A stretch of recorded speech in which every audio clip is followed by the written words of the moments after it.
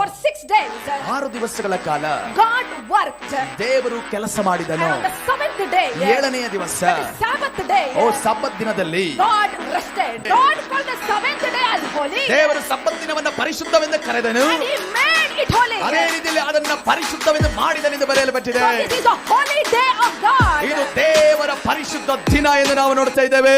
What is the 4th commandment? 4ನೇ ಆಜ್ಞೆ ಯಾವುದಾಗಿದೆ? Remember the Sabbath day, Lord's day. ಆ ಸಬ್ಬತ್ ದಿನವನ್ನ ಪರಿಶುದ್ಧ ದಿನವೆಂದು ಆಚರಿಸಿದಾಗ ಜ್ಞಾಪಕ ಮಾಡಿಕೊಳ್ಳ್ರಿ ಅನ್ನೋದನ್ನ ನಾವು ನೋಡ್ತಾ ಇದ್ದೇವೆ. Again, it's between God and man. It's God's day. ಓ ದೇವರ ಕರ್ತನ ದಿನ ಎಂದು ಹೇಳುವಾಗ It is a family day with God. ಓ ನಮ್ಮ ದೇವರ ಜೊತೆ ನಾವು ಕೌಟುಂಬಿಕವಾಗಿ ಕಳೆಯುವಂತ ಸಮಯವಾಗಿದೆ. Hallelujah. Hallelujah. It is staying with God. ದೇವರ ಜೊತೆ ನಾವು ಇರುವುದಾಗಿದೆ.